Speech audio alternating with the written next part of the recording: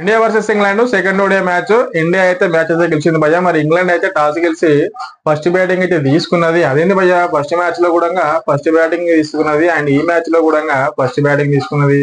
మరి ఇంగ్లాండ్ అసలు ఏం ఆలోచిస్తున్నది అని చెప్పేసి మీరు అనుకుంటున్నారా? దాని గురించి మనం చెప్దాం. దానికంటే ముందు నా వీడియోస్ ని 97% మంది నాట్ సబ్స్క్రైబర్స్ అంటే సబ్స్క్రైబ్ చేసుకోకుండా అదైతే వీడియో అయితే చూస్తున్నారు. మీరైతే సబ్స్క్రైబ్ చేసుకున్నట్టయితే, కొత్త వాళ్ళు ఏమైనా వీడియో చూస్తున్నట్టయితే సబ్స్క్రైబ్ అయితే చేసుకోండి, బెల్ ఐకాన్ క్లిక్ చేసుకొని పెట్టుకోండి. నేను వీడియో చేయగానే వెంటనే మీ వరకు వస్తుంది, మీకు రీచ్ అవుతుంది, మీ వీడియో చూస్తారు, మీరు ఖచ్చితంగా ఎంటర్టైన్ అవుతారు. అండ్ లైక్ కూడా చేసుకోండి. అండ్ టాపిక్ లోకి వెళ్ళిపోదాం.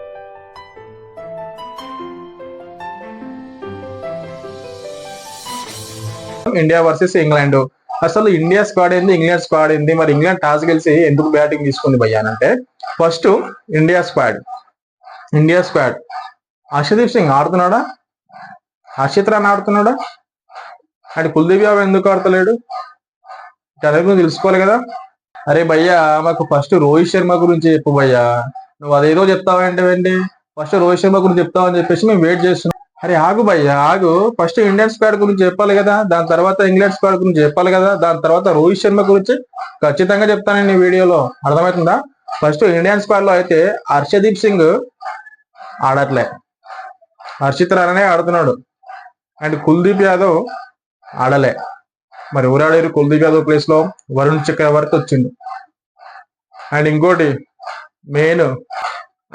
మెయిన్ అని సాగదీయక భయ్యా, చెప్పు విరాట్ కోహ్లీ ఆడుతుందా ఆడతలేడు అని చెప్పు భయ్యా. నువ్వు అదే చెప్తాం అనుకుంటున్నా ఫ్రెండ్స్. నేను కూడా విరాట్ కోహ్లీ అయితే నిజంగా ఇవాళ అయితే ఆడిండు. మనం ఇంతకు ముందుకు రంజీ ట్రోఫీలో విరాట్ కోహ్లీ ఆడినప్పుడు ఎట్లయితే ఫ్యాన్స్ ఎరగబడి అసలు ఎట్లా వచ్చిర్రు భయ్యా, నాకు అర్థం కాదు. అలాంటి ఫ్యాన్స్ నిన్న కటక్ మ్యాచ్ లో కూడా, కటక్ స్టేడియం లో కూడా మొత్తం ఫ్యాన్స్ అందరూ ఫుల్ అయిపోయారు. అసలు అక్కడ స్టేడియంలో ఫ్యాన్స్ అందరిని చూస్తూ ఉంటే అసలు రెండు కళ్ళు సరిపోతలేవు, ఇంకో రెండు అద్దాలు పెట్టుకోవాల్సి వస్తుంది ఇంకా అంతే. అట్లా చుట్టి మందు అయితే వచ్చారు నిజంగా నిన్న విరాట్ కోహ్లీ చూడడానికి. అసలు విరాట్ కోహ్లీ చూడడానికి రాకపోతే కదా ఆశ్చర్యపోలే, విరాట్ కోహ్లీ చూడడానికి వస్తే ఆశ్చర్యపోవాల్సిన అవసరం ఏం లేదు. అండ్ ఈ ముగ్గురు అయితే ఆడిరు భయ్యా ఇండియన్ స్క్వాడ్ లో, విరాట్ కోహ్లీ అండ్ వరుణ్ చక్రవర్తి అండ్ ఇంకోరు హర్షిత్ రాణా అయితే ఆడుతున్నాడు. హర్షదీప్ సింగ్ ఆడడేమో అని చెప్పేసి అనుకున్నాం కానీ అయితే ఆడిండు. బట్ ఇండియన్ స్క్వాడ్ లో అయితే వీళ్ళు ఉన్నారు భయ్యా సోది యాప్, తొందరగా మ్యాటర్ చెప్పు. వాళ్ళకు బోరింగ్ వస్తుంది భయ్యా. ఏం మాట్లాడుతున్నావు నువ్వు? తొందరగా రివ్యూ చెప్పు, వాళ్ళని ఎంటర్టైన్ చెయ్యు.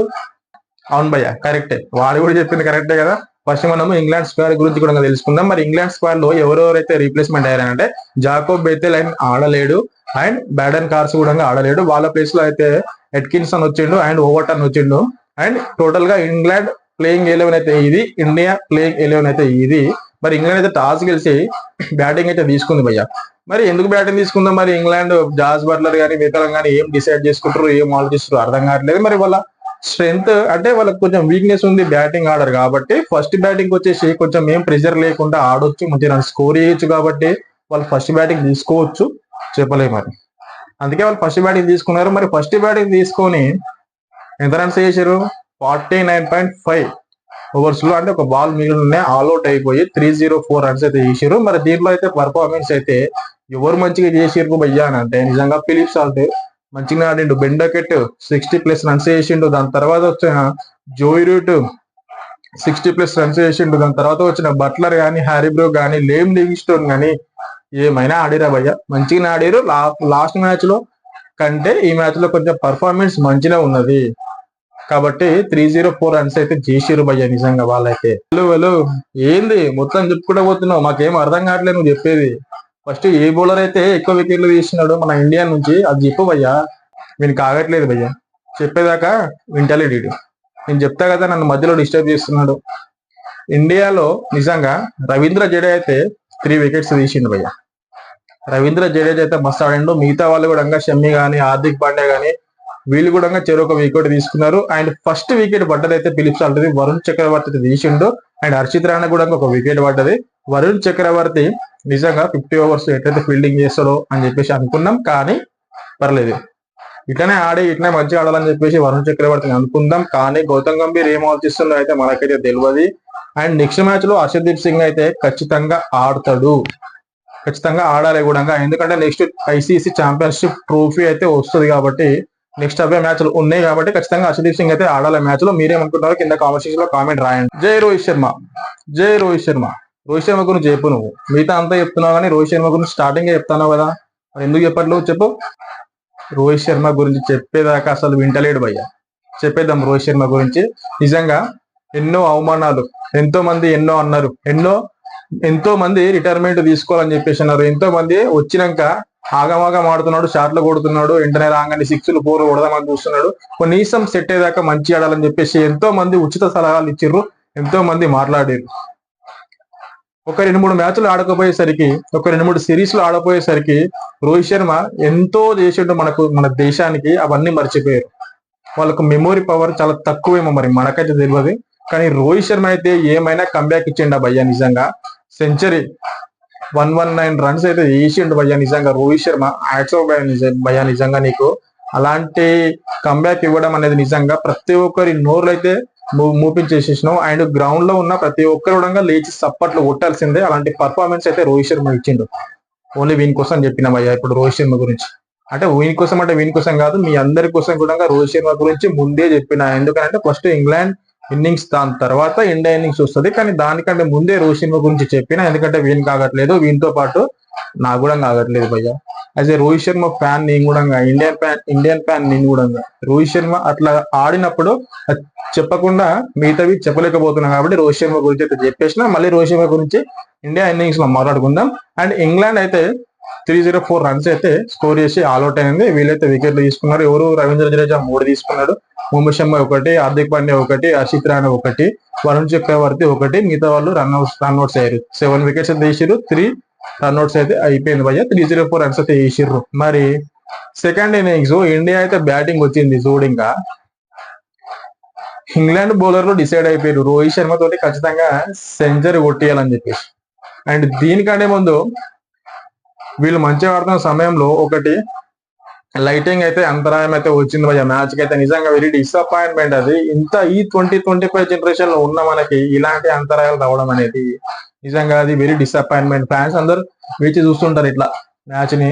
అలాంటప్పుడు మ్యాచ్ సడన్ గా ఆగిపోతే ఎట్లా అనిపిస్తుంది?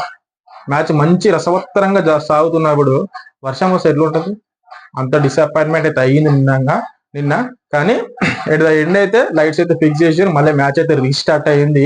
రోహిత్ శర్మ ఎక్కడైతే స్టాప్ చేసాడో అక్కడ నుంచే స్టార్ట్ చేసిండు మళ్ళీ. ఆహాహాహా 6లు 4లు, ఒక్కొక్క 6 ఒక్కొక్క బౌండరీ చూస్తుంటే మాత్రం నిజంగా ఎంత బ్యూటిఫుల్ గా ఆడిండు భయ్య రోహిత్ శర్మ. రోహిత్ శర్మ అంటేనే హుకుం ఉన్నది కదా మనకు ఒకటి సాంగ్, హుకుం అని చెప్పేసి. హిట్ మ్యాన్ హుకుం నిన్న చూపించేసిండు భయ్య నిజంగా రోహిత్ శర్మ. ఏం ఆడిండు భయ్య. ఒక్కొక్క 6 ఒక్కొక్క 4 అయితే జబర్దస్త్ కొట్టిండు. అండ్ దాంతో పాటు Shubman Gill captain and vice captain Shubman Gill కూడా ఆల్మోస్ట్ 60+ రన్స్ అయితే చేసిండు. ఫస్ట్ వికెట్ కి అయితే ఆల్మోస్ట్ 25 ఓవర్స్ దాకా వీళ్ళే ఆడి 170+ రన్స్ అయితే చేసిర్రు వీళ్ళ పార్ట్నర్షిప్. దాని తర్వాత వచ్చిన విరాట్ కోహ్లీ 4 కొట్టిండు. తర్వాత నిజంగా ఆదిల్ రషీద్ బౌలింగ్ లో అట్లా అవుట్ అవుతాడని చెప్పేసి ఎవరేం అనుకోము, అసలు ఎక్స్పెక్ట్ కూడా చెయ్యము. నిజంగా ప్రతి ఒక్క విరాట్ కోహ్లీ ఫ్యాన్స్ కి అయితే హార్ట్ బ్రేకింగ్ అది. ఎందుకనంటే విరాట్ కోహ్లీ కంబ్యాక్ ఇస్తాడు, రోహిత్ శర్మ కూడా కంబ్యాక్ ఇచ్చిండు, విరాట్ కోహ్లీ కూడా కంబ్యాక్ ఇవ్వాలని చెప్పేసి ప్రతి ఒక్కరు మనం ఎక్స్పెక్ట్ చేసినాం. బట్ విరాట్ కోహ్లీ కూడా ఆడే రోజు నెక్స్ట్ ఓడిఐ మ్యాచ్ ఉంది కదా, దాంట్లో ఖచ్చితంగా ఆడతాడు, ఖచ్చితంగా రన్స్ ఇస్తాడు అని చెప్పేసి మనం ఎక్స్పెక్ట్ చేద్దాం. ఈ స్టేడియం కాదు, అంటే ఈ పిచ్ కాదు విరాట్ కోహ్లీ ఆడేది. నెక్స్ట్ ఇప్పుడు రోహిత్ శర్మ నెక్స్ట్ విరాట్ కోహ్లీ ఆడతాడని చెప్పేసి దేవుడు అనుకున్నాను, మనం ఏం చేయలేము దానికి. బట్ వీళ్ళకి form is temporary, class is permanent అంతే. ఇంకా వాళ్ళు ఖచ్చితంగా ఒక్కసారి కంబ్యాక్ ఇచ్చారంటే రోహిత్ శర్మ అయితే సెంచరీ కొట్టిండో విరాట్ కోహ్లీ కూడా అదే సెంచరీతో సమాధానం ఇస్తాడు. అండ్ మిగతా వచ్చిన ప్లేయర్స్ కూడా వాళ్ళ గురించి వాడుకుందాం.